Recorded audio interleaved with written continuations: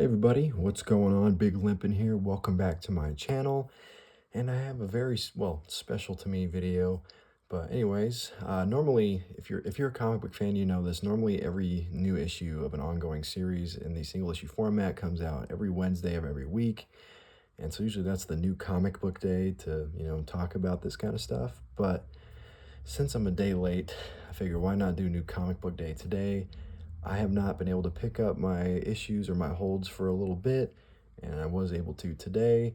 And so I have quite a bit to talk about, or quite a bit to show off at least. So let's get right into this. Start off with, I'm gonna talk about the two standalones I have that I didn't get any more issues for, but I got Absolute Martian Manhunter number 6 and Absolute Superman number 9. Now, I've been hearing some unfortunate things about Absolute Superman, so we'll see how this one goes. I know that they've been doing some kind of racist caricatures for the Al Ghuls, which doesn't really surprise me from Jason Aaron, in all honesty. The first 7 issues were really good, so kind of reluctant to give this one up, I guess, but hopefully, if this is the issue where that starts becoming prevalent, I have no issues dropping it. Nice little pun there. Anyways, and Absolute Martian Manhunter number 6. I don't know if I have number 5, so if I don't, I can go pick that one back up, hopefully. He's been selling out like crazy, but one of the best ongoing series, if not the best ongoing series right now. Dennis Camp is insane. I heard Assorted Crisis Events is also pretty bonkers as well, so I'll have to check that out too. First 2 issues right there. Very excited to read them. Hopefully Absolute Superman's good, but we'll see. All right. In keeping with the Absolute themes, I have Absolute Green Lantern 4, 5, and 6. I'm very excited to read this. Al Ewing's been crushing it. He is a very talented writer, although the all-new Venom would lead you to believe otherwise. I still think he's really talented. I love the Immortal Hulk, so very excited for this. I love the first 3 issues of the series, so very pumped to see what he has in store for me with these beautiful covers too. I mean, goddamn. The art has also been phenomenal as well. Cannot talk about the art enough. It's just an amazing creative team, just like a lot of these Absolute books, but Absolute Green Lantern, let's fucking go. All right.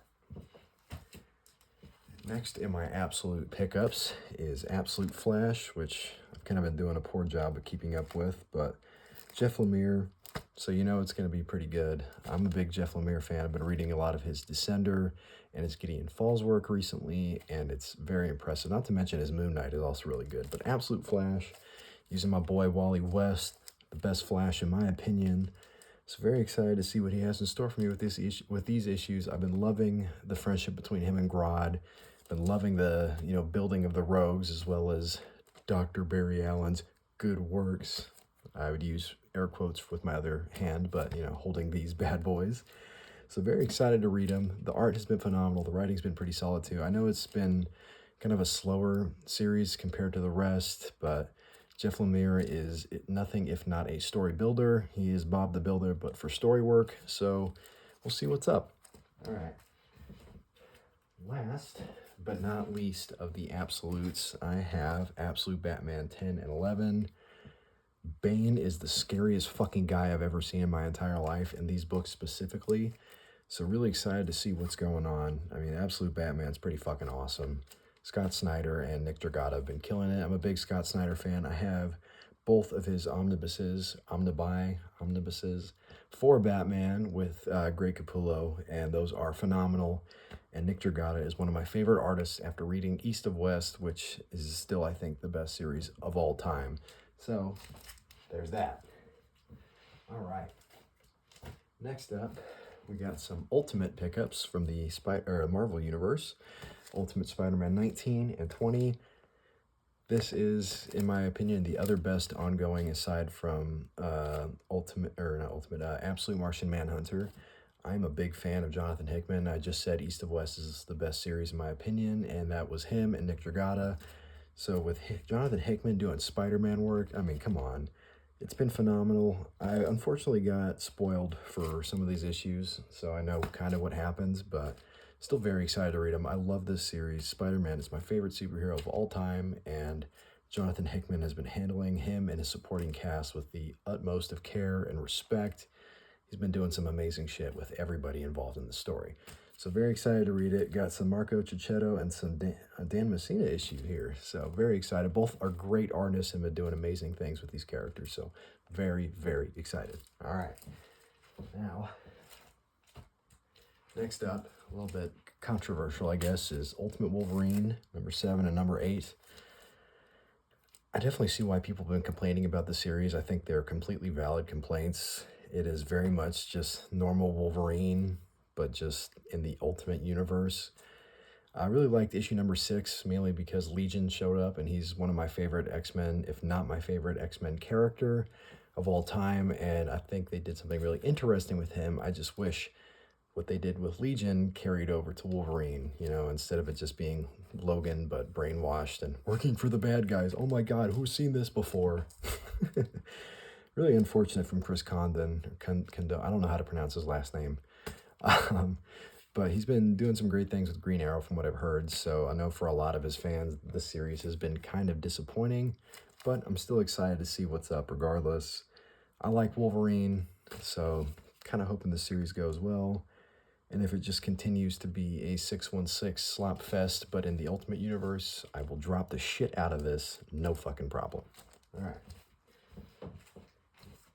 Speaking of books that I might drop, Ultimate Spider-Man Incursion. I really don't know what to think of this. I think the only reason I've kept up with the series, or tried to keep up with the series, is because Dennis Camp's attached to it. But it really hasn't been all that special. I know Cody Ziegler is a really good writer for Miles Morales, so that's another reason why I'm sticking on it too.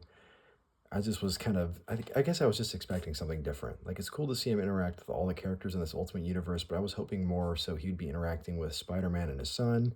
Spoiler alert, but, you know, especially since he's not as, you know, polished as his 616 counterpart. So it'd been really cool to see Miles give him, like, some, you know, tips and tricks and pointers of being Spider-Man. Maybe, you know, work together and helping out with the main storyline going on Ultimate Spider-Man, but I guess they just didn't want to intersect or have too many, you know, crossing over of storylines and shit like that, which is understandable. Gotta love that Marvel editorial, even though it's Ultimate. It's just hoping it gets better with this issue, but with these issues 2 and 3, but we will find out. And again, I have no problem dropping series that are disappointing. Just really hoping these are good, because Dennis Camp and Cody Ziegler are great writers, and I love Cody Ziegler's Miles Morales, so hoping it's good. All right. Now that the single issues are out of the way, I picked up some trade paperbacks. Well, 2 and, well, I guess 1, and then 2 collections. But first one up is The New Gods by Ram V and Evan Cagle. I have issue number 1 of this series, and it blew my fucking mind, so I was very happy to see that they had the trade paperback available for purchase, and I could not pick it up fast enough. Ram V is just one of those writers where you're just constantly blown away by how good he is. I know his Resurrection Man is supposed to be really good too. I'm probably going to wait for the trade to come out, since I think they should be wrapping up relatively soon with that story, and I've heard nothing but great things about it. Again, Ram V is just one of those guys that is just unbelievably talented. And that is why I also picked up The Many Deaths of Layla Starr. I kind of previewed this at Barnes & Noble a little while back and was just blown away by the concept and the artwork. Again, Ram V just doing amazing things. And he always has some incredible artists to work with as well. Like, he is very, very talented, but he also has great artwork that helps lift him up and elevate his work even more. And the art on its own is incredible. Evan Cagle, amazing artist. Felipe Andrade, also incredible. Yeah, very excited to read these 2 books. Very, very excited. And also I've been loving to read more independent publishers that are outside of Marvel and DC, and they have more, you know, creator freedom. I think that's the good shit right there. But yeah, very excited for these 2 books. Can't wait. And one that I have been waiting for so fucking long to pick up, because I am a giant fan of Ed Brubaker and Sean Phillips. We got Kill or Be Killed, the entire collected edition, which I am very, very excited for.